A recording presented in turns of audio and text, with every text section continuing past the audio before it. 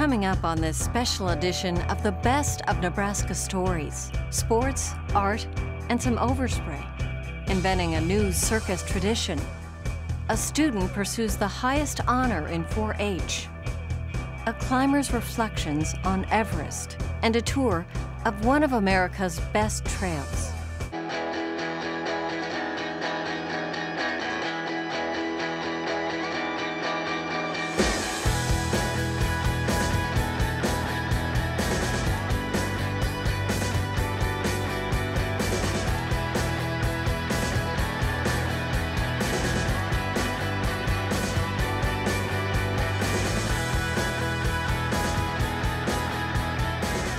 From Ali to LeBron James, meet the man who's become the premier sports artist of his generation.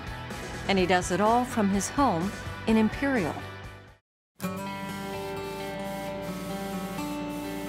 What's it like to be a sports artist? Sometimes it's a real love for it, and sometimes it's a real hate for it. You know, it just kind of depends how the artwork's going. As long as I can remember, that's what I wanted to be.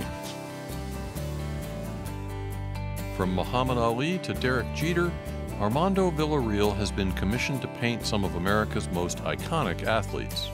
His paintings hang in galleries and private collections around the world, a long way from his start in Imperial, Nebraska.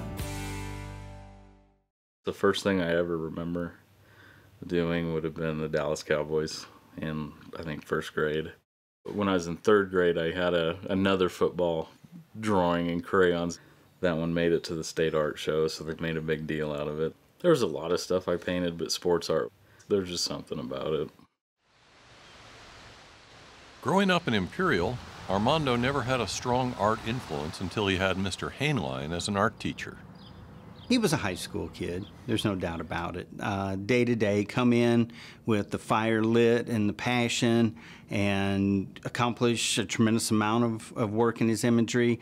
And the next time you'd see him, there'd be the possibility that I'm just not in the mood today, kind of the typical artist roller coaster. So trying to motivate him was probably the biggest obstacle. I was not the best art student. I'll be the first to admit that. I listened. I didn't exactly pay attention. I think that was probably the only F I ever got in high school was in art class. Hainline was always the guy that, you know, if reach for the stars, you can always take the moon, you know, it just, you know, there's something about you that you can do it. And granted, he probably told all of his kids that. What I wanted him to do is to realize that if he's looking to the stars, something distant, and he encounters the moon on the way, seize the moment, and then reassess from there and move forward. Although Hainline gave Armando the push he needed to chase his dream, Armando's father took a more realistic approach. Dad says that I was stubborn. He told me that art would be a good hobby, that I'd never make a living at it. Yeah, that's pretty sound fatherly advice for anybody else, because, I mean, seriously, who makes a living as an artist? You know, if you want him to do something, you tell him the opposite. I don't want you to do this. He would do it. There's probably a little bit of truth to that. So he kind of had to do that, and yet he wasn't where he needed to be. So I had to give him, you know, you're going to have to either get better at this, or you're going to have to go find a real job. Whether he was, you know, using some reverse psychology on me or not, I'm not sure. But it was good motivation either way. And it could have gone either way. You know, he could have said, well, Dad's right. I'll never be an artist, so I will find a real job.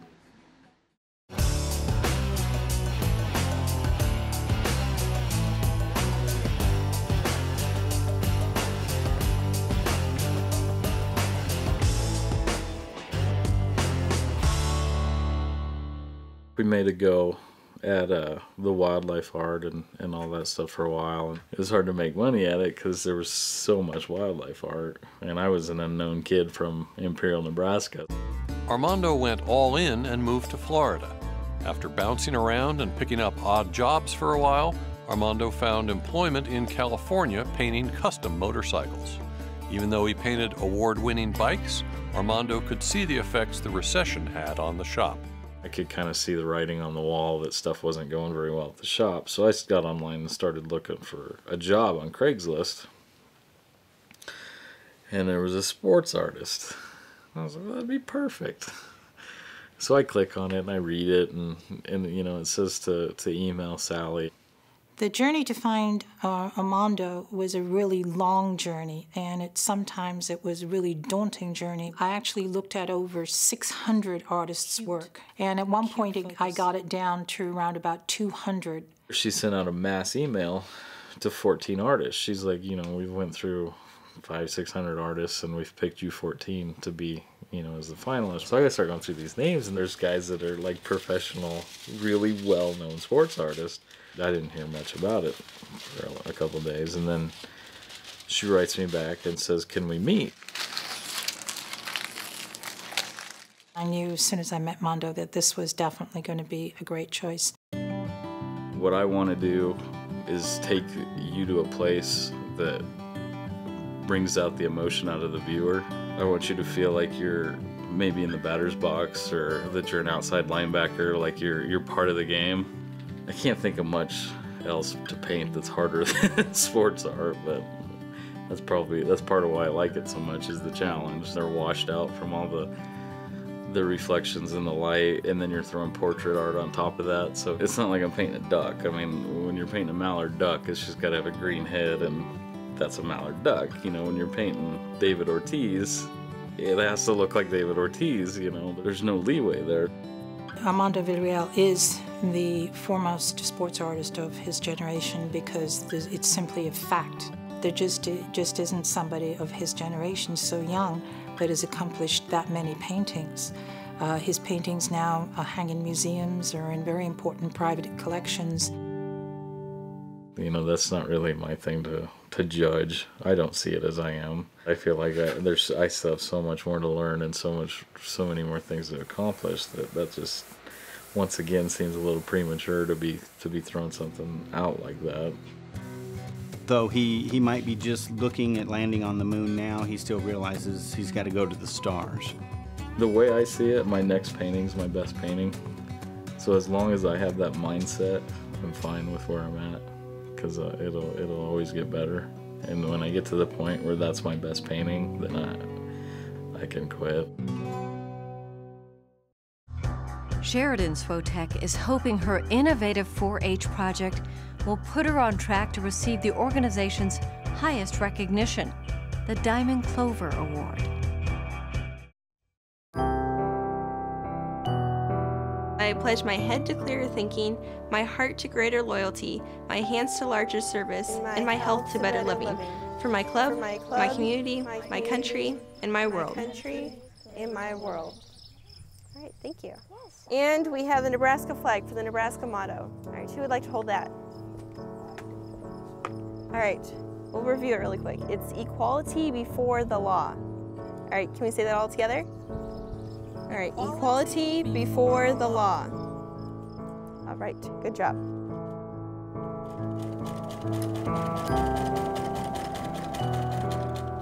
My mother was a local 4-H'er, and then I was kind of a local and state. Now she's gone on to national. Oh, I think she'll be an intergalactic 4-H'er before you know it. She's very motivated and very determined and very willing to do the hard work it takes to get things done.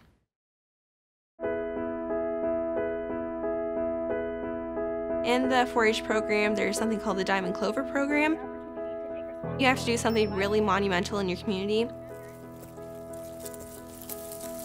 I would have never thought that I'd be doing goats. My daughter said, I just think it would be so fun. I know other counties have sheep exchanges or other animal exchanges. Goats are just something that people are probably not most familiar with. He actually was able to donate 6 goats from his family, and so that's how we kind of got started. One of my goals ultimately was to be able to have some type of project like this where urban kids could show a goat. All kids should be able to raise some type of animal during their life. You know, most kids can raise a dog or a cat, but they're nothing compared to raising a livestock species. Okay, yeah, no, just leave it out so that when they're ready to get out with. You know, when you're dealing with livestock, you're dealing with all sorts of different health problems. Go straight into that muscle, then pull it back to make sure you're not in a vein. Just give him the shot and then rub a little bit. Getting those animals broke to show, bonding with that animal, and then in the end, ultimately having to sell that animal. So it's a totally different aspect to raising a pet. They come out every other night or so and work with their goats and really get their goats to know them. Working with our goats is basically just kind of walking them around and practicing setting them up and just, you know, getting your goat to know you. Then by the time of the fair, they're really familiar with their goats and they're ready to show them. Then if the judge stands right here, all of you guys should be at the front of your goat so that as that judge looks down the line, all he sees is those animals, so he's comparing them. Perfect. Sheridan, why don't you go ahead and walk her again?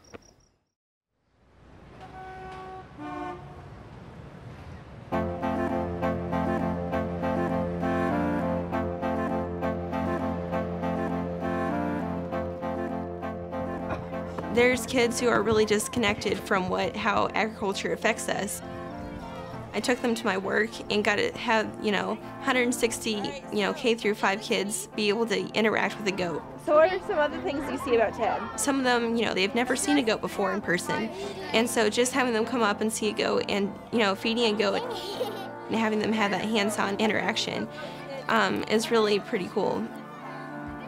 So on the Nubians, their ears are big and long, so you can actually notice that they have ears.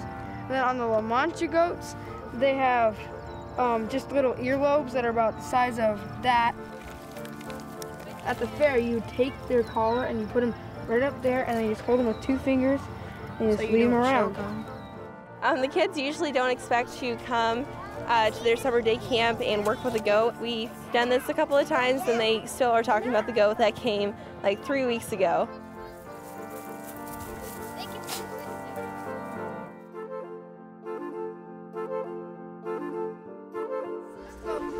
Let's go, buddy. I know, guys. I know. Come on, Billy. Let's do good today. I have to pull you away from eating it. What I've seen through my children and my club and other kids interacting with 4-H is they are enthusiastic when they have a chance to learn something new.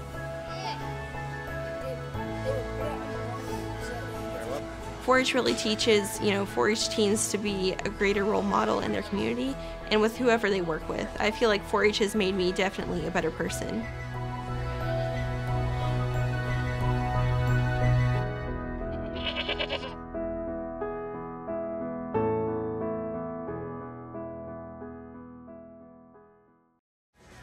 A new aerial acrobatics troupe is redefining the modern circus with dramatic airborne maneuvers and eclectic talents that both thrill and entertain. Even for Halloween, it was spectacle enough to stop traffic. Circus performers, giddy and confident, paraded into the Bourbon Theater. This is Freakworks.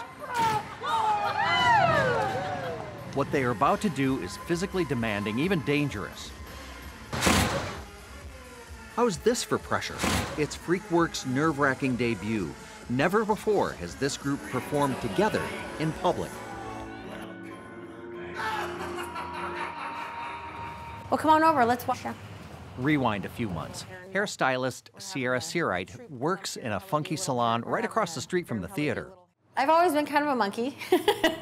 So she started playing around with aerial acrobatics on her own. It's another way, it's an art form to get out there and show your soul another way other than just the normal traditional ways of dancing.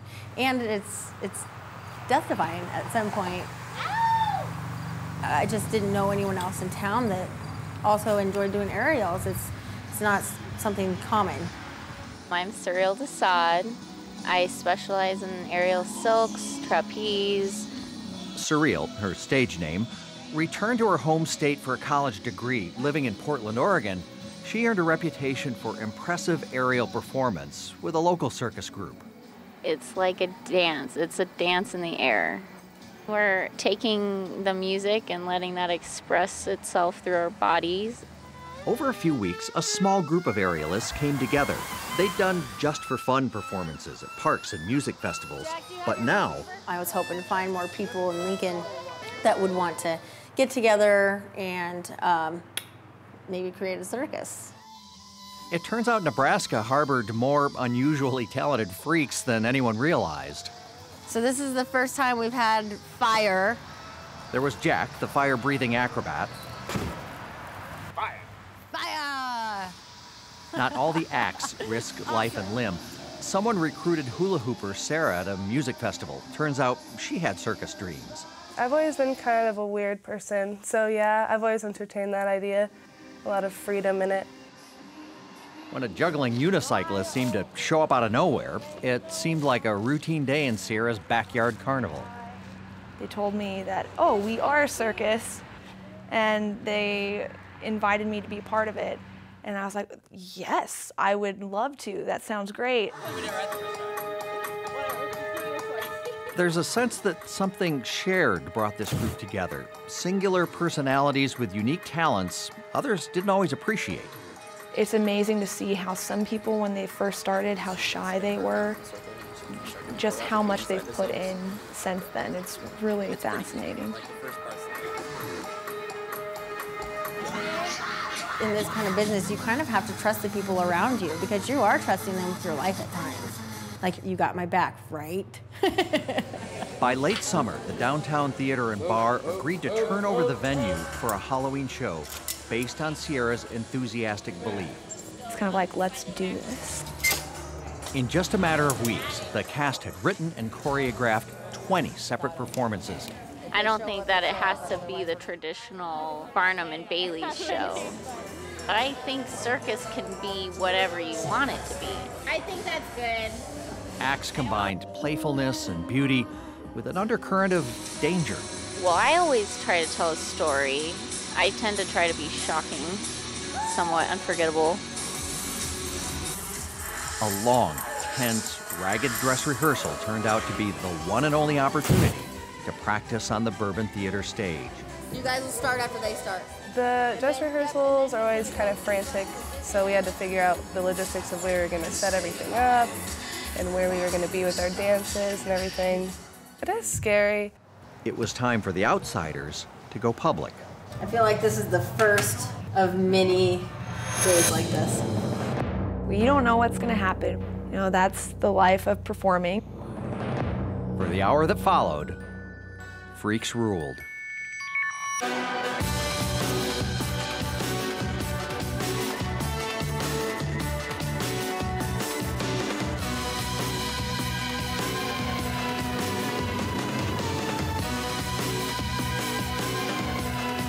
That really gave me a lot of confidence after that show.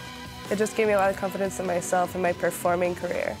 I thought at one point that I had to give up on the circus dream, and I realized I don't have to let go. I can find Freakworks, you know?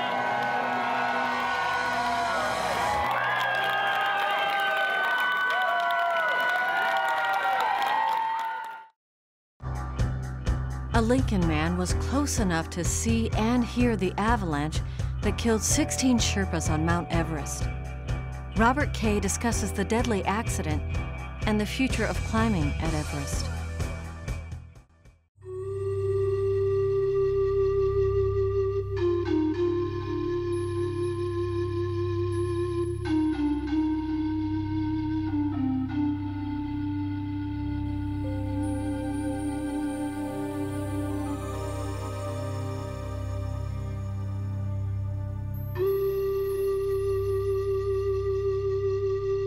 It's something I've been dreaming of for 35 years.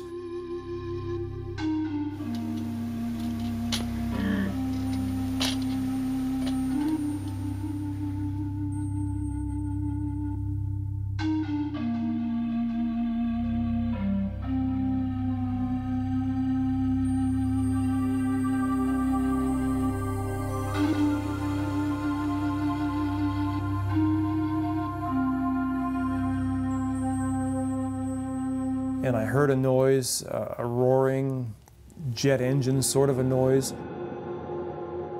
I knew what it was. It's an avalanche. You hear them every 15 minutes in base camp. Watching 13 dead bodies be long-lined on a helicopter down to camp, that was really troubling.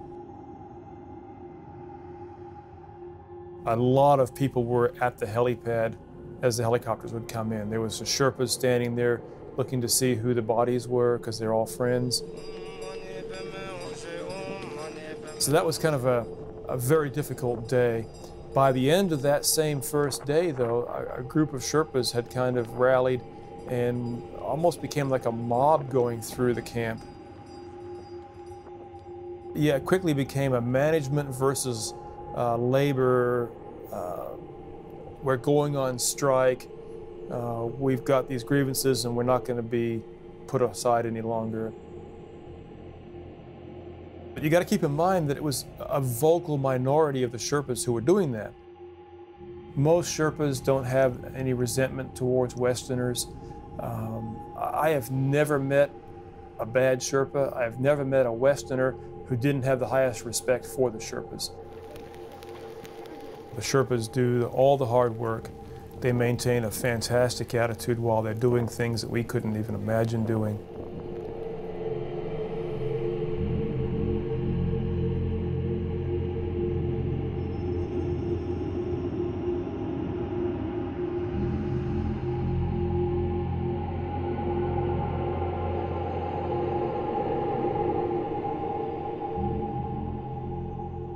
I've been to Nepal 12 times. I've spent over a year in the country. I have 2 Nepalese daughters. I've got dozens and dozens of friends throughout Nepal. My desire to climb hasn't changed. My love for the mountain, for the people, for the country, none of that's changed.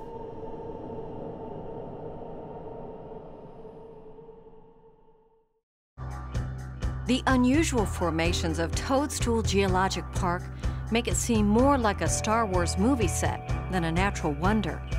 But our little gem of the West is now considered one of the best hiking spots in America.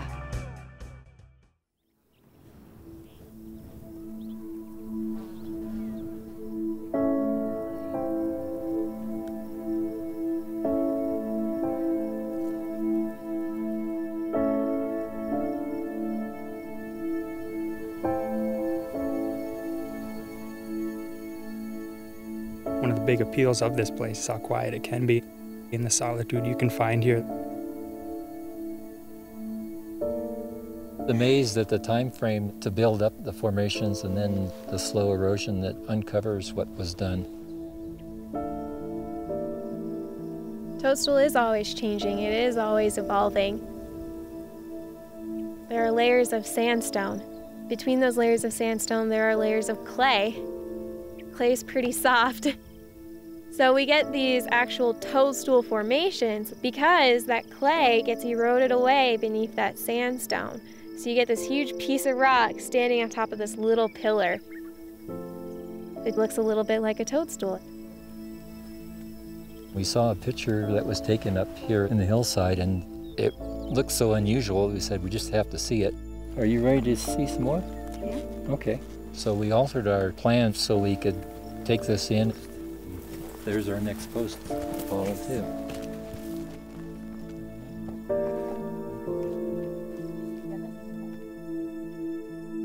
It is a place where you can actually walk back through time and get a chance to visualize what life was like before we were even here.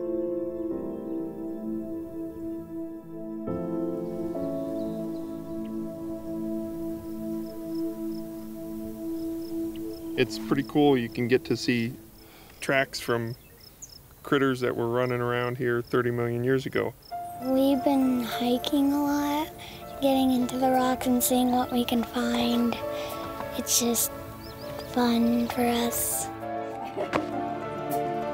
I kind of use my hands to climb the rocks and steep. My dad helps me climb the steep parts. You come out to a place like this and you can't imagine why anybody wouldn't love this. It's just so spectacular. It is a hidden treasure. A toadstool is one of those gems that not many people know about.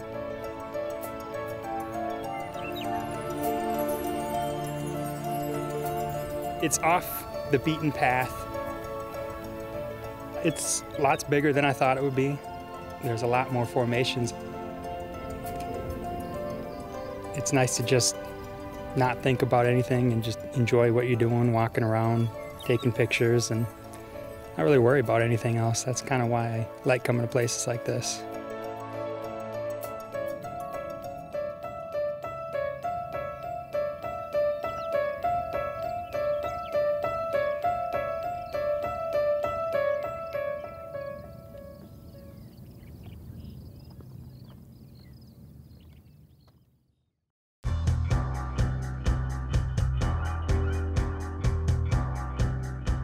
Watch our stories online at netnebraska.org/Nebraska Stories and go to Facebook to like us and leave a comment.